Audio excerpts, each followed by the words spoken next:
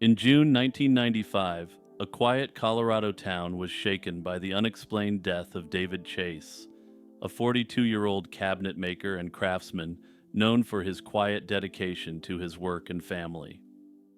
On June 6, 1995, David's day began like any other, with work scheduled in the morning. He was set to complete a roofing job and help clear brush from a local club with his neighbor and occasional co-worker, Matt Orahosky. After finishing the job and spending some time working outdoors, David and Matt decided to take a break for lunch.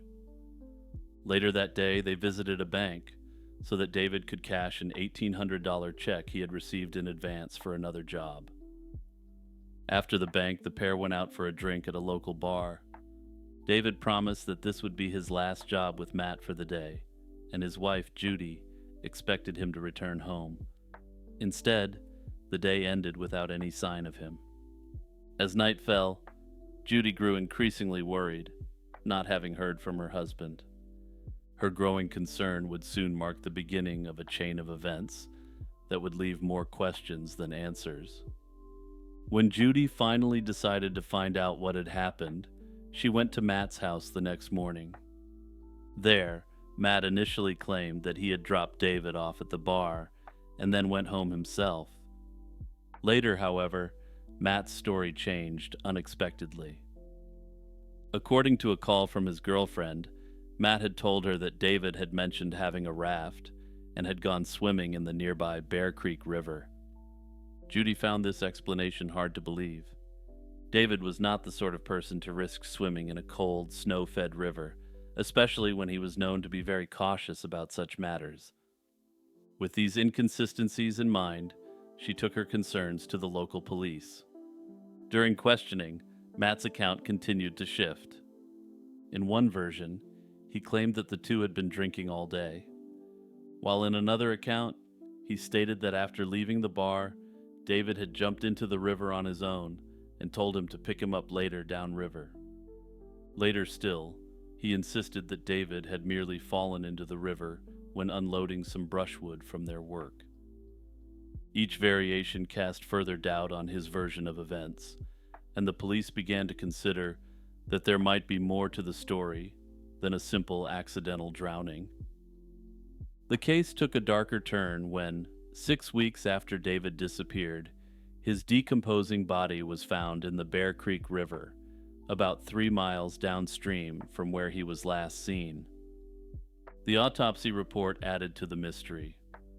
While the findings were generally consistent with drowning, there were additional, unsettling details. The report showed that David had a broken neck, unusual cuts on his legs, and his clothing had been torn off. Only his shoes, socks, and a portion of his pant leg were recovered. These details struck many, including Judy, as inconsistent with a simple case of accidental drowning. Judy noted that David was known for always tucking his pants securely into his socks, which led her to suspect that someone might have deliberately removed his clothing after he was attacked. The investigation took an unexpected turn when a private investigator named Phil Harris entered the picture. And yeah, this isn't the usual unexpected turn you're expecting to see in a case like this. Buckle up, we're getting weird. Phil claimed that, on one October night, he was awakened by a disembodied voice identifying itself as David Chase.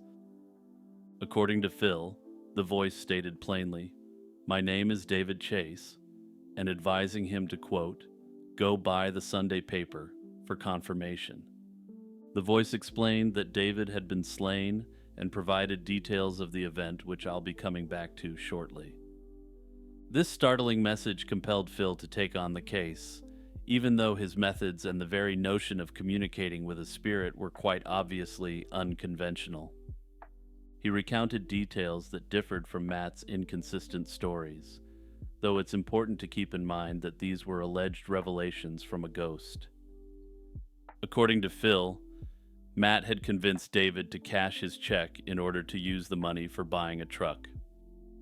Later, when David expressed doubts about the purchase, a heated argument ensued. Phil claimed that this argument escalated quickly, and that Matt struck David with a blunt object, causing his neck to break. Phil further alleged that Matt, along with an unknown accomplice, had then disposed of David's body in the river. He stated that they altered the scene by cutting off parts of his clothing to hide evidence of the violent struggle. Despite his dramatic claims, Phil's investigation never led to a breakthrough. Tragically, a week after showing Judy a reservoir where he believed the weapon and bloody clothing had been discarded, Phil suddenly died of a heart attack. Throughout the investigation, the primary suspect remained Matt Orehosky. His shifting narratives and the discovery of an unexpected sum of cash in his glove compartment only fueled suspicions. Although police considered Matt a strong suspect, no charges were ever filed against him. The authorities were unable to conclusively tie him to the slaying, and the case eventually stalled, leaving many questions unanswered. Over the years, additional theories have emerged. Judy, still convinced of foul play, has pointed to potential connections between her husband's death and a human trafficking organization. She claimed that evidence surfaced linking the case to the custody issues involving the foster children she and David had hoped to adopt. However, despite these assertions and additional investigations by private detectives, no corroborating evidence has been found to confirm such a connection. As a result, the theory remains one of many speculations in an already convoluted case. When looking at the available evidence, several key points stand out. First, the physical evidence from the autopsy likely contradicts the notion of an accidental drowning. The broken neck, unusual cuts on David's legs, and the state of his clothing suggest that foul play was involved.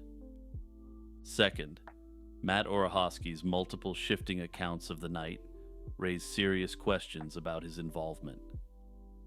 His explanations evolved from simply leaving David at the bar to suggesting that David had jumped or fallen into the river, with each version seeming less credible than the last. Then there's the unusual matter of Phil Harris's investigation. His claim of hearing David's voice may sound far-fetched, but it can't be dismissed outright given the strange nature of the case. Even if you don't accept the supernatural version of how this information was acquired, it's always possible Phil had another method of acquiring evidence and invented a convoluted story. It's always possible that there were leaks from within the investigation, and given that he was a private investigator, it's possible he had relationships with people in the police department. Unfortunately, given all the unusual circumstances involved in this case, I feel that barring a confession, we're unlikely to ever see a resolution to the case. Hey everyone, it's Jimmy here with a reminder to hit that subscribe button and share this video with 2 people you know. Also, big shout out to all my patrons and YouTube members. You guys allow me to spend a ton of time pursuing content creation. Lachlan Cranswick's case remains one of the most perplexing and tragic disappearances in recent Canadian history. Born in Australia, Lachlan moved to Canada in 2003 to further his career in the sciences. He worked at the National Research Council's Canadian Neutron Beam Center at Chalk River Laboratories. There he specialized in applying neutron beams to study structural chemistry, magnetism, and geology. Known for his dedication to both his work and community activities, he was actively involved with local organizations such as the Deep River Curling Club. On January 18, 2010, Lachlan was last seen in his home in Deep River. Reports indicate that after a normal evening, marked by completing routine activities such as putting out the garbage, the scientist vanished without a trace. When friends and family grew concerned, a search was initiated. Investigators found that his home appeared undisturbed. Lights were left on, the stove was still running, and his computer remained powered up. Essential items like his wallet, keys, and laptop were all found inside, and his vehicle was parked in the garage. These details painted a picture of a man who had seemingly left in a hurry, yet had not taken the usual belongings one would expect, if planning an extended absence. His disappearance baffled local authorities because there was no evidence of a struggle or any indication that he had planned to leave. In the days that followed his disappearance, police and search teams scoured the local area using every resource available, including tracking dogs and helicopters. Despite these extensive efforts, no trace of Lachlan was found in the immediate vicinity. Authorities even extended the search to nearby hospitals and across the Ottawa River, yet nothing concrete emerged.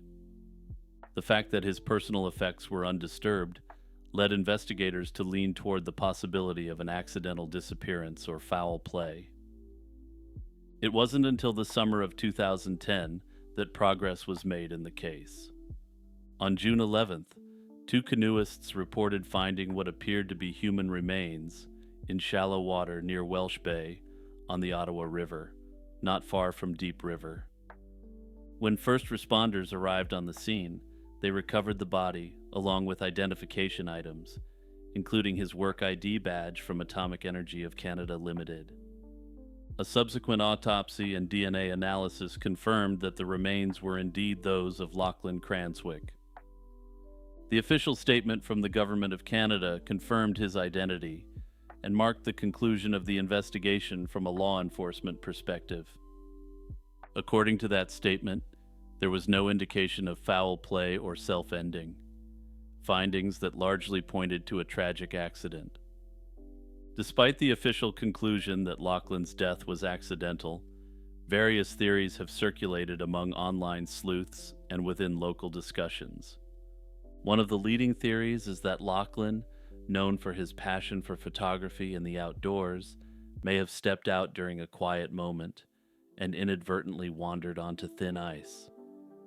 Given that his house was found with the stove still running and his computer left on, some speculate that he might have been distracted by something he wished to capture.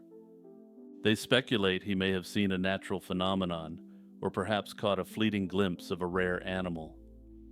His colleagues and family members stress that Lachlan was not known to be depressed, which makes the accidental death theory more plausible. Notably, everyone who knew him found him to be extremely passionate about his work, with a strong zest for life. That said, individuals can harbor deep emotions hidden away from even their closest loved ones. Other theories, such as the possibility of an encounter with wild animals or even a case of carbon monoxide poisoning leading to disorientation, have been floated. However, these remain speculative, as the evidence just simply doesn't support either of these theories. Law enforcement maintained that if foul play were involved, physical evidence would have been uncovered during the extensive search operations. Others have speculated that he may have been slain for what he knew, given that he was a highly accomplished scientist in a very sensitive field.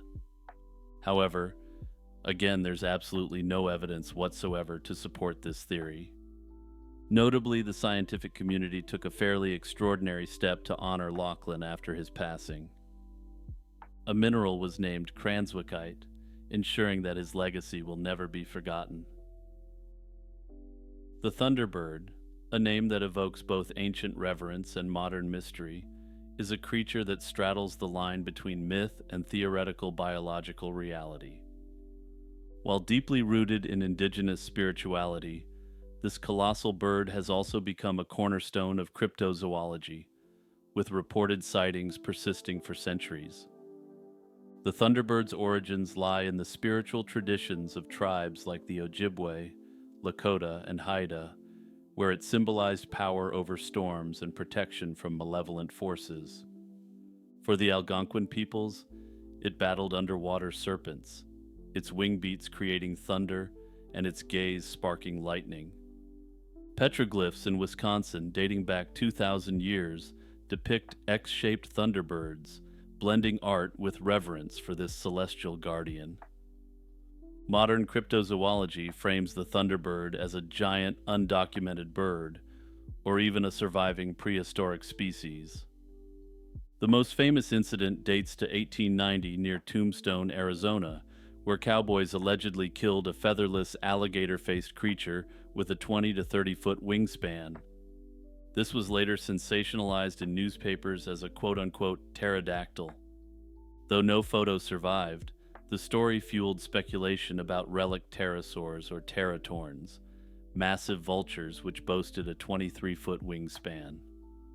In 1977, a more visceral encounter occurred in Lawndale, Illinois, when a thunderbird-like creature reportedly lifted 10-year-old Marlon Lowe 2 feet off the ground before releasing him. Witnesses described a bird resembling an Andean condor but far larger, though skeptics dismissed it as misidentification or even a fabrication. Notably, the boy allegedly lifted up was 56 pounds, and the largest eagles have been observed lifting 15 pounds maximum. Now, I'm no bird physicist, but the sort of bird that would be capable of lifting a 56-pound child would have to be absolutely gigantic. But hey, if you're a bird physicist, let me know that I'm wrong in the comments section. Cryptozoologists have proposed numerous potential explanations for the thunderbird. According to theorists, the extinct Teratornis mariami could explain sightings. Its North American habitat overlaps with thunderbird legends, and fossil evidence shows it coexisted with early humans. While this may explain the oral history legends of the thunderbird that are fairly widespread amongst Native Americans, it does little to explain any modern sightings. Some link the thunderbird to pterosaurs, citing the 1890 smooth-skinned creature. However, given that pterosaurs went extinct 66 million years ago, that makes this theory contentious to say the least. Skeptics argue that sightings which aren't fabricated are just run-of-the-mill bird misidentifications. For example, California condors have almost 10-foot wingspans and are incredibly rare, so a quick sighting of this rare creature may result in a misidentification. Others have proposed that sightings could be gigantic non-native species released from or escaped from private collections. On April 29, 1986, a farmer near Lawton, Oklahoma spotted smoke on a country road and alerted authorities. State troopers soon found a car engulfed in flames on a rural bridge. The blaze was so intense it even melted part of the guardrail, and a body was discovered inside, burned beyond recognition. Skid marks at the scene suggested the car had hit the bridge at high speed, so investigators initially assumed it was a fatal one-car accident. Police traced the vehicle to local resident Pat Conway, and the victim was soon identified as Pat's wife of 33 years, 50-year-old Aileen Conway. Pat immediately felt something about the accident scenario did not add up. When he returned home that day, he encountered several unnerving signs. The back door was wide open, Aileen's purse was left behind, an iron had been left out, a garden hose was running into the backyard pool, and the telephone was off the hook. These clues convinced Pat that his wife's death was no mere accidental mishap. In particular, the phone left dangling made him suspect Aileen had tried to call for help before she went missing. Pat pressed authorities to investigate further, contacting Ray Anderson from the district attorney's office to look into the case. Anderson initially presumed nothing criminal had occurred, but after reviewing the bizarre evidence at the Conway home, he agreed foul play was possible. When Anderson and Pat visited the crash site a few days later, they discovered a church bulletin from Aileen's car, lying in the grass roughly 200 feet from the wreck. Since Aileen always drove with her windows up, the bulletin could only have flown out if a car door had been opened while the vehicle was stationary. This clue led Anderson to suspect that someone else had been with Aileen and deliberately staged the accident. He theorized that an unknown assailant might have sent Aileen's car careening off the road to make her death appear accidental. Faced with these suspicious circumstances, authorities reclassified Aileen's death from an accident to unexplained and brought in state investigators to dig deeper. Experts from the Oklahoma State Bureau of Investigation and the Fire Marshal's office soon found evidence of arson. The car's interior was completely incinerated, far more destruction than a normal crash fire, and the gas cap was missing entirely. Tests on similar car upholstery further confirmed that a fire of such intensity would require a flammable accelerant. In light of these findings, investigators concluded that Aileen likely died as a result of foul play rather than an accident. However, they still had no firm suspects or motive, and the question remained: who would have wanted to harm Aileen, and why? From early on, the leading theory was that Aileen interrupted a burglary at her home. Investigators noted that several burglaries had been reported in the Conways neighborhood around that time, making an interrupted burglary a plausible scenario.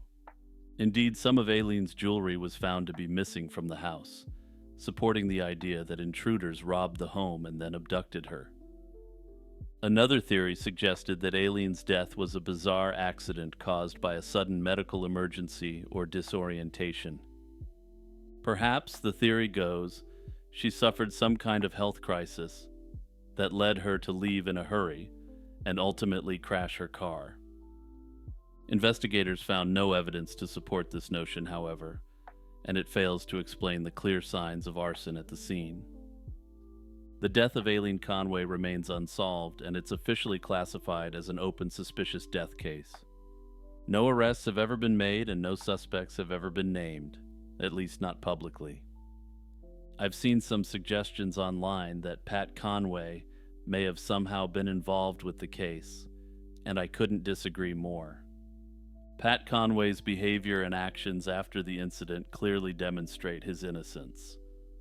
He immediately alerted authorities to all the irregularities in the case and pressed for a much more thorough investigation. The fact that he invited the authorities into his home to document all unsettling signs at his house strongly indicates he had nothing to hide.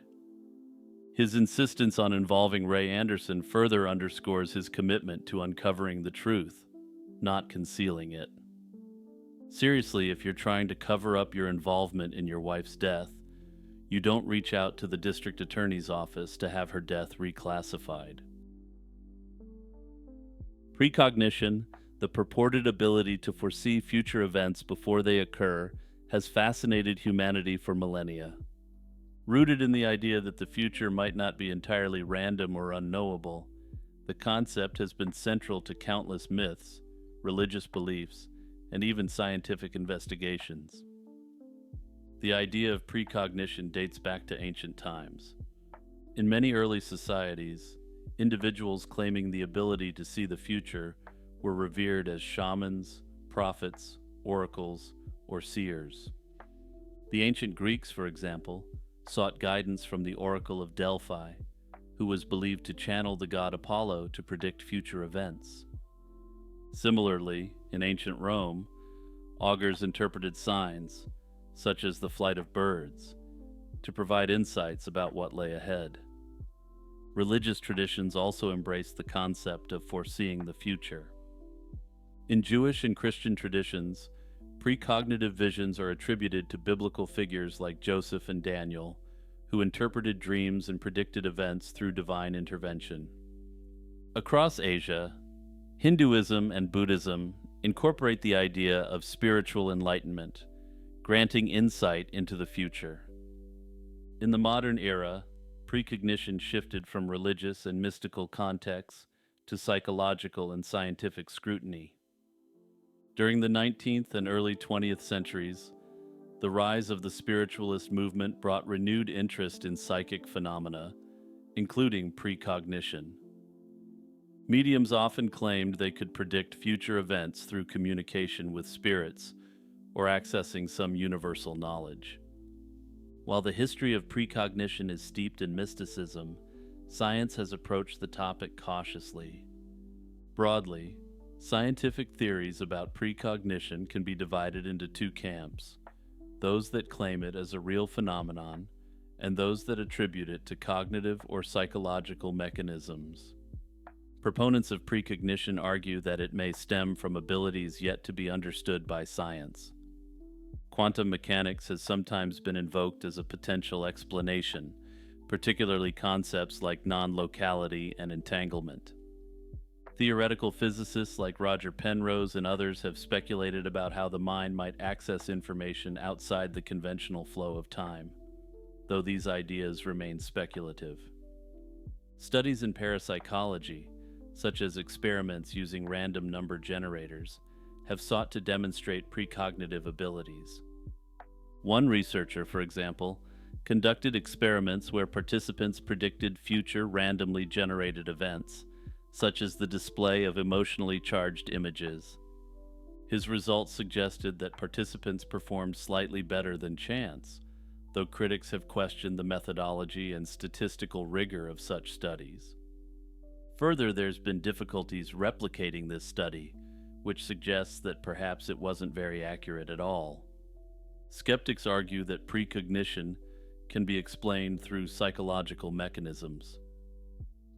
The human brain is adept at recognizing patterns and making predictions based on incomplete information. What may feel like precognition could simply be subconscious processing of existing cues. For example, someone might predict a car accident after noticing subtle signs of reckless driving, but not consciously realizing they've done so. Another explanation is retroactive bias, where individuals reinterpret past events to fit a precognitive narrative. For instance, a dream about fire might feel prophetic after a house fire occurs, even if the dream was vague and open to many interpretations. This phenomenon, called confirmation bias, plays a significant role in shaping how people perceive precognition.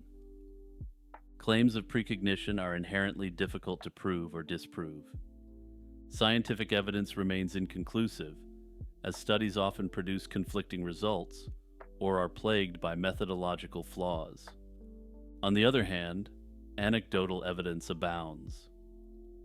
People often report experiences of déjà vu or vivid dreams that seem to predict future events. However, it's important to remember that there are literally 8 billion people in the world.